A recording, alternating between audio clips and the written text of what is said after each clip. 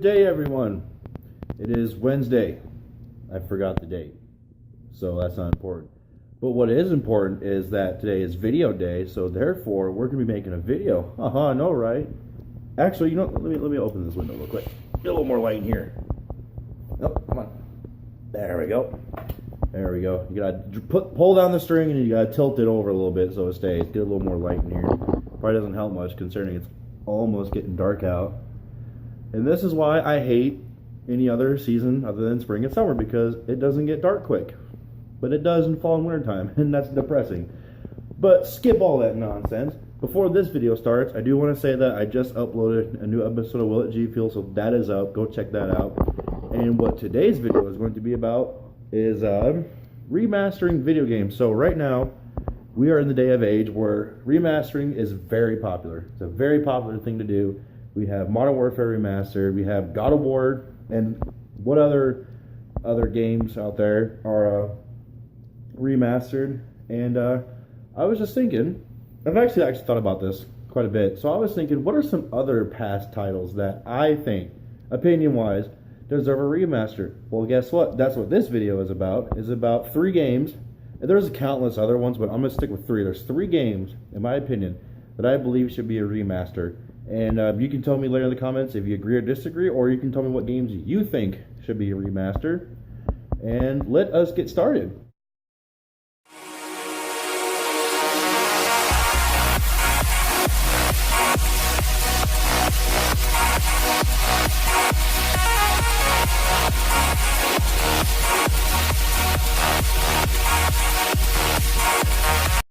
First one I'm going to talk about is a game from way back in the day and during the PS2 days, and I think it was on Xbox, I don't remember.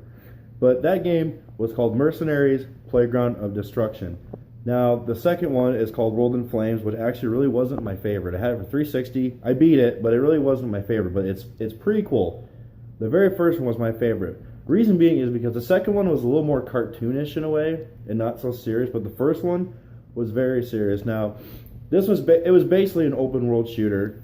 It was on PS2. Like I said, I think it was on Xbox. Don't quote me, I don't remember. And I had this game, and I played the crap out of it. And you could do so much. I mean, you could drive any vehicle you want. You could shoot any weapon you want. You could destroy everything. You could call in like bunker busters and just level towers. It was basically the Battlefield of PlayStation 2. It was basically Battlefield, just not as good looking because it was PS2. It was back in the early 2000s. But this game, I mean, the Levolution was real. You could destroy anything. You could call in missile strikes. You could call in heavy bombs. Or you could just get a tank and destroy anything you want. But it was a very explosive, very open game. You could do stuff like you had what was called the deck of 52. And it was basically each card from like a deck of 52 cards had a certain target, and you got so much money if you captured them alive or if you killed them, and you always got more if you captured them alive, which sometimes could be hard. Other times it was pretty easy. All you do is just, you throw a flashbang and you go up, knock them out, and you capture them. But some were pretty hard actually, because I mean, the farther you went up, the more difficult it got. But that was a really cool little addition to that game to give you other stuff to do. You could do like little side missions, like you could find vehicles around the map, and they would say, "Oh, get from point A to point B in a certain amount of time," and you got like good money for it. And it was just such a cool game because there was 3 characters, and each character had like their own little what do you want to call it? I guess you want to call it special ability. Well, sort of. In the second game, they each had an ability. Like one of the guys, he was a pretty big dude, and he could carry like more ammo. One was a chick, she could run fast, and I can't remember what the other guy did. But in the first one, it was the same 3 characters, and they basically still had that same attribute a little bit, but not so much really. And it was a very overall fun game. I mean, it was dark, it was gritty. Not like the second one, like I said before, was a little bit cartoonish in a way. Like just like the layout of the game was more cartoonish, whereas the first one was more dark. Like, it made you really feel like you were in a battle-torn scenario. And basically what it was is we were fighting against, I think it was like North Korea, and our allies were like South Korea, China, and the UN, which was basically the Americans. And it was a really fun game. There was so much to do. I mean, you could not get bored of this game, and it was just very action-packed. And that's why I believe that one deserves a remaster, because all that action on a new generation console, maybe add a little bit here and there, I think it would make a really good remaster. So that is the first one we're going to talk about. Second game that I believe deserves a remaster is Def Jam Fight for New York. Now, if you've never played this game, let me break it down for you. So this game was basically, it was a fighting game, but it wasn't like your like Mortal Kombat or Soul Calibur, whatever fighting game you played. This one was actually a fighting game with like famous rappers. Like any rapper you can think of from like early 2000s that was popular then was in this game. And it was just a straight up fighting game. Now, its prequel, Def Jam Vendetta, was okay, but it was your very simple pick your character and go fight. Well, the second game had a bigger story. I mean, bigger story, more customization you could do. I mean, you could change your fighter's clothes. And one of the cool things they included in this was you actually could have your own fighting style. Now, the different ones, if I can, I gotta think about this because I was young when I played this game. But I think it was wrestling was a style, kickboxing, martial arts, street fighting, and submission, which is basically like, you know, getting them on the ground and choking them out until they tap. I think that was it. I think there was 5. It might have been 6, but I'm pretty sure there was 5.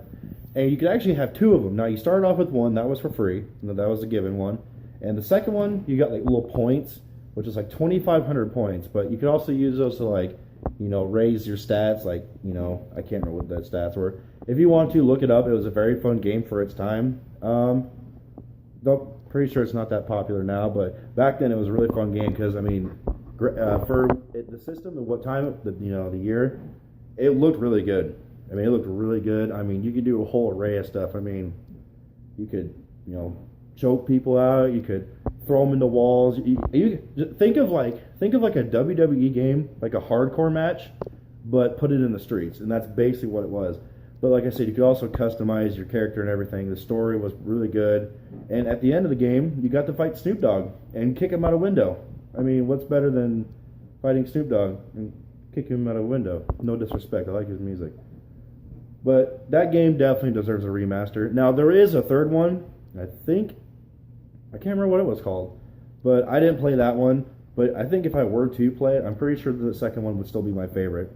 It was just very action-packed and very dark too, but, you know, very, I guess you could say bloody, and destructive too. I mean, you could basically destroy anything. Like, there was what do they call that? I can't remember, but like you could basically throw them against cars and break the windows, dent the hood. You could do a lot of things. You could use weapons. It was a very action-packed, very fast game. Very fun game. So that one, I do believe, definitely deserves a remaster. For the third and final game that I believe, and this one I do believe heavily deserves a remaster. I mean, this game has been around for a long time, and I still have a copy of it. Don't have the system for it, but I still have the copy of it. And this game in the series, there was 4 of them made, and it was this one, the third one, that actually went above and beyond with this series. What is that game? Well, and it's this little gem right here. Midnight Club 3 Dub Edition, or even Dub Edition Remix. I would say Remix because when they came out with Dub Edition, they had everything, you know, they still had all the same stuff. But once they put in Remix, they actually threw in like extra, like different vehicles, I think. I can't remember. I do remember though with Dub Edition Remix, like one of your first starting vehicles was a Scion TC. I know it's not the, you know, oh, don't get excited. But what was cool about it is it was actually one of the cheaper cars to buy.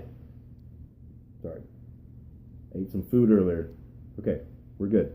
So the Scion TC, I mean, it wasn't like, you know, the most hyped up car when you first chose your car, but it was the cheapest one, and it actually when you bought it, it actually gave you a little extra money to upgrade it. I think it gave you like 6,000 extra, so you could like do a little performance on it, maybe if you want to make it look cool. So that was really awesome, but not a lot of people went for that car because even with a couple upgrades, it really wasn't the greatest car in the world. It was just pretty cheap.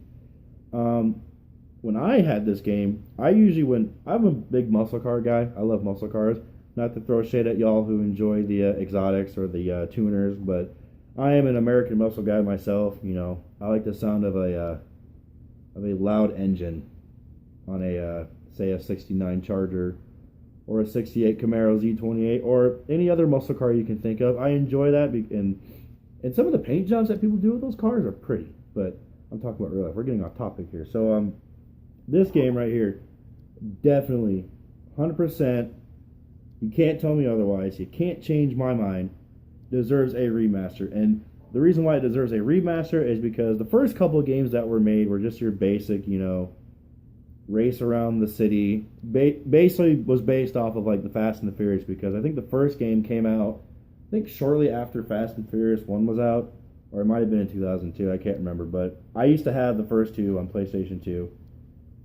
And but when the third game came out, which I think was 2008, 2006, oh, I was 12. Oh yeah. But when this game came out, not only did it support online play, but also it took customization like just to a whole nother level. I mean, you could upgrade anything from your engine to your exhaust to your chassis to everything. Anything you can think of, you could upgrade it. And if you had like a tuner, you could upgrade the computer system. You could throw in NOS. You can throw in hydraulics. You could literally do anything on this game. And the car selection was phenomenal. I mean, you had different classes of cars. You had your A class, B class. D class is what you started out with. And then, you went up to C and then B. And then A class was like your like supercars, like your Lamborghinis and all that, your Ferraris and whatnot. And also the maps of the game were really good, very well laid out. You start out in San Diego, or no, excuse me. You start out, was it San Diego? Yeah, you start out in San Diego, and then you go to, I think you go to Atlanta, and then Detroit. But there's also a fourth one on Double Edition. There was a fourth one. You can actually go to Tokyo and race around there. Now that one was difficult because obviously everything is flipped around. So instead of on the right, you're on the left. Or from what the camera looks, my right, your left. But that was really cool. So and also imagine what this game would look like on new generation consoles with how old it is. I mean, it was made in 2006, so it's a 12-year-old game, but just, yeah, is that right? 11, 12, I don't remember. But that's why I believe this game deserves a remaster heavily. And I've talked about this before. I even went onto Twitter and added Rockstar and said, "Yo, make this a remaster. Make this happen. This game deserves." Okay, you know what? Actually, I want a favor from y'all. I want you to go to Twitter and hit up Rockstar and Rockstar North, the blue logo, and I want you to find a picture of Midnight Club 3 and just spam the hell out of it, like #remastered dub edition. I mean, because this game was just a flawless game. I mean, endless customization. You could, whatever your imagination could think of, you could go wild on this game. You can make your cars look good. I used to like to do the whole little dragster look with like the back end raised up with big tires. I used to do it all the time, but back in the beginning when I talked about the beginning cars, I always chose the Monte Carlo or the Impala. And I really actually like the Monte Carlo better because it was the 70s model, which had the fishtail end, so you could, drift around the corners really easy with just ease. I mean, just be gone. So Midnight Club 3 Dub Edition definitely deserves a remaster. Overall, it was a beautiful looking game for its time. The customization was real. The endless cars you could use. Motorcycles, you could race motorcycles too, which was basically cheating because those were stupid fast, even stock, not upgraded. But it was just endless possibilities with this game, and you could also drive around and like do little challenges. Like they had the Rockstar logos hidden everywhere. I don't know what that did. I never found out, but and also I forgot to add this real quick before I end this video is it actually got harder as you progressed. So like when you started out, it was pretty easy, but like it progressively got harder and harder and harder. And I don't think I made it through all the way through Atlanta. There was like one racer I got stuck on that I could not get past, but yeah, that's not important. What's important is this game here. This is a remaster. So hit up Rockstar on Twitter or whatever platform, Rockstar North, and say #remastered dub edition. That game, 100%. This is a remaster. So that is going to do it for today's vlog. I hope you enjoyed this little, not so much of a rant, but just a opinion-based vlog of 3 games that I believe should be remastered. If you enjoyed, please leave a like, comment, and subscribe if you are new, and leave in the comments below what games you think deserve a remaster. And don't say MW2 because everyone's been talking about it and then it's beating a dead horse. So I will see you all. Dab on the haters. Oh my god, I'm so sorry. Oh, I'm so sorry. I am so sorry. Please don't unsub. Please don't unfollow me. I take that back. I'm sorry. That was very, very cringeworthy. And oh, I hate myself. I hope you enjoyed this video. Bye.